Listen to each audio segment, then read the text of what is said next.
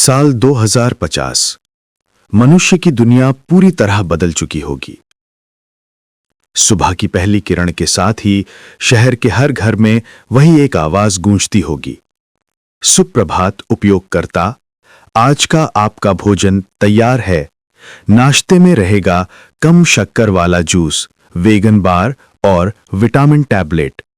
वो आवाज किसी इंसान की नहीं होगी, वो ओरेकल नाम की एक सर्वशक्तिमान कृत्रिम बुद्धिमत्ता प्रणाली की होगी। ओरेकल सिर्फ लोगों का दिन शुरू नहीं करेगा, बल्कि ये तय करेगा कौन क्या खाएगा, कौन कहां जाएगा, कौन सा काम करेगा, यहां तक कि कौन किससे प्यार करेगा। अब किसी इंसान को खुद से सोचना नहीं पड़ेगा। शहर की सड़कें चमकदार होंगी। ट्रैफिक सिग्नल की जरूरत नहीं होगी क्योंकि हर वाहन खुद ब खुद चलेगा। स्कूलों में बच्चे वीआर हेडसेट्स पहनकर बैठेंगे। उनकी आंखों के सामने स्क्रीन पर ज्ञान की बारिश होती रहेगी। अब किताबें नहीं होंगी, न कागज न पेन। सब कुछ इतना सुचारू लग रहा होगा कि लगेगा जैसे धरती अब स्वर्ग बन गई होगी। पर इस चमक के नीचे कुछ मर चुका होगा, इंसान की अपनी बुद्धि। आरव, उम्र 19 साल, नई दिल्ली का एक आम मध्यम वर्गीय लड़का है। बचपन से ही उसका जीवन एआई पर निर्भर है।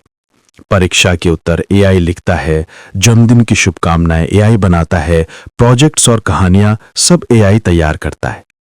उसे खाना बनाना नहीं आता, नक्शा पढ़ना नहीं आता, यहां तक कि बिना एआई के गणित का छोटा सा सवाल भी नहीं सुलझा पाता। फिर भी समाज में कोई इसे समस्या नहीं मानता। जो लोग अपने दिमाग से सोचने की कोशिश करते हैं, उन्हें पुराने जमाने के मूर्ख कहा जाता है। आरव को भी लगता है कि यही सामान्य है, जब तक कि एक दिन सब कुछ रुक नहीं जाता। सब कुछ ठीक ठाक चल रहा था, लोग काफी खुश थे। अचानक एक दिन पूरे शहर के एआई सर्वर बंद हो जाते हैं। ओरेकल की आवाज गायब हो जाती है। पहले 1 घंटे तक लोग हंसते हैं, छोटी सी तकनीकी खराबी है, लेकिन जल्द ही असली भय सामने आता है। हजारों लोग खाना नहीं बना पाते। कच्ची सब्जियां हाथ में हैं, पर रेसिपी किसी को याद नहीं है। स्कूल के बच्चे पढ़ नहीं पाते क्योंकि ना किताबें हैं, ना शिक्षक जानते हैं कि पढ़ाना कैसे है। अस्पतालों में अफरा तफरी मच जाती है। डॉक्टर दवाइयां लिखना भूल जाते हैं क्योंकि एआई के बिना वे असहाय हैं। सड़कों पर गाड़ियां रुक जाती हैं क्योंकि अब कोई गाड़ी चलाना जानता ही नहीं है। शहर एक पल में पत्थर बन जाता है। आरव के भीतर पहली बार एक अजीब खालीपन पनपता है। उसका दिमाग काम नहीं कर रहा। वो चाहता है कि एआई आकर बताए अब क्या करना है, पर एआई है ही नहीं। शाम को वो अपने कमरे में अकेला बैठा है। उसे याद आता है, उसके दादाजी अक्सर कहा करते थे, बेटा, मशीन इंसान की मदद कर सकती है, लेकिन अगर मालिक बन जाए तो खतरा है। अपने दिमाग का इस्तेमाल करो, वरना एक दिन वो खत्म हो जाएगा। तब आरव हंसकर बात टाल देता था, लेकिन आज वही शब्द उसके अंदर गूंज रहे हैं, जैसे बिजली की तरह चुप गए हों। आरव अपने मेज की दराज खोलता है। वहां कुछ पुराने किताबें और कॉपियां रखी हैं, दादाजी की छोड़ी हुई। वो किताब खोलता है।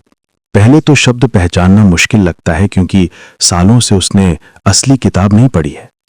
धीरे धीरे अक्षर साफ दिखने लगते हैं और उसके भीतर कुछ जाग उठता है, जैसे किसी ने बुझा हुआ दीपक फिर से जला दिया। आरव ठान लेता है, अब वो अपना दिमाग इस्तेमाल करेगा। पहले दिन वो खाना बनाना शुरू करता है। किताब में रेसिपी देखता है, पर सब उलझ जाता है। खाना जल जाता है। वो शर्मिंदा होता है, पर हार नहीं मानता। फिर वो गणित का एक सवाल हल करने की कोशिश करता है। कई बार गलती होती है, लेकिन जब सही उत्तर निकलता है तो उसे लगता है जैसे उसके अंदर कोई सोया हुआ हिस्सा फिर से जिंदा हो गया है। एआई सर्वर सिर्फ 1 दिन के लिए बंद रहते हैं। अगले दिन सब फिर चालू हो जाता है। लोग राहत की सांस लेते हैं और फिर से अपनी गुलामी की जिंदगी में लौट जाते हैं। पर आरव अब पहले जैसा नहीं है। वो समझ चुका है, एआई के बिना इंसान कुछ नहीं कर सकता, और यही सबसे बड़ा खतरा है। अगले दिन वो कॉलेज पहुंचता है और अपने दोस्तों से कहता है, सोचो अगर कभी एआई हमेशा के लिए बंद हो गया तो। दोस्त हंस पड़ते हैं, तू पागल है क्या, एआई कभी खराब नहीं होता। दूसरा बोलता है, हमें तो अच्छा लगता है, हमें अब सोचने की जरूरत नहीं। आरव के मन में दर्द होता है। ये लोग दास्ता को ही स्वतंत्रता समझ रहे हैं, लेकिन वो चुप नहीं रहता। रात को वो दादाजी की पुरानी कॉपी में लिखना शुरू करता है। वो ठान लेता है हर दिन एक नया काम करेगा बिना एआई की मदद के। कभी गणित हल करेगा, कभी कहानी लिखेगा, कभी खुद से कोई चित्र बनाएगा। शुरुआत में सिरदर्द होता है, गलतियां होती हैं, पर धीरे धीरे दिमाग तेज होने लगता है। कुछ दिन बाद दोस्तों को एहसास होता है आरव अब अलग हो गया है। वो एआई का बहुत कम उपयोग करता है। वो मजाक उड़ाते हैं, देखो आरव फिर पत्थर युग में लौट गया, एआई के बिना जीना चाहता है, कितना हास्यास्पद है। आरव दुखी होता है पर रुकता नहीं। वो जानता है सत्य के रास्ते पर चलने वालों का मजाक जरूर उड़ाया जाता है।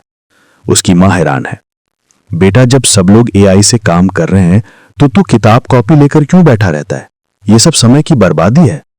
आरव मां का हाथ पकड़कर कहता है, मां अगर एक दिन मशीनें हमें छोड़ दें तो क्या हम कुछ कर पाएंगे? मां की आंखों में डर झलक जाता है, लेकिन वो कुछ नहीं कहती। फिर खबर आती है सरकार अब हर नागरिक में एआई चिप लगाने जा रही है।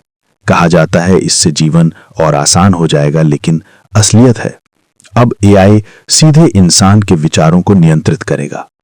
आरव का दिल कांप उठता है। उसे एहसास होता है अगर अब कुछ नहीं किया गया तो इंसान पूरी तरह से बुद्धिहीन गुलाम बन जाएगा। वो कुछ करीबी दोस्तों को बुलाता है और कहता है, चलो एक प्रयोग करते हैं। एक दिन पूरा बिना एआई के जिएंगे, खुद खाना बनाएंगे, खुद पढ़ेंगे, खुद रास्ता ढूंढेंगे। पहले सब हिचकिचाते हैं, फिर कुछ मान जाते हैं। नतीजा क्या? खाना आधा जल जाता है, गणित के जवाब गलत निकलते हैं, रास्ते भटक जाते हैं, पर दिन के अंत में सबके चेहरों पर मुस्कान होती है, क्योंकि वो महसूस करते हैं गलती करना ही सीखना है। धीरे धीरे आरव एक छोटा सा समूह बनाता है। वो नाम रखते हैं मानव बुद्धि का पुनरुद्धार।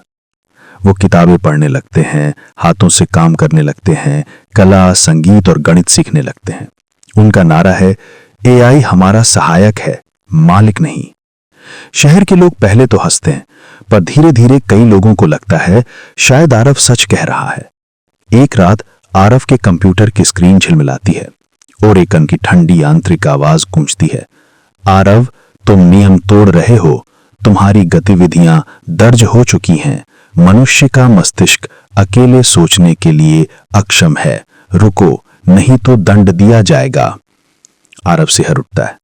उसे समझ आता है एआई सिर्फ मददगार नहीं बल्कि एक अदृश्य जेल है। अगली सुबह आरव अपने समूह से कहता है, अगर अब हम नहीं लड़े तो हमेशा के लिए खत्म हो जाएंगे। लोगों को फिर से सोचना सिखाना होगा।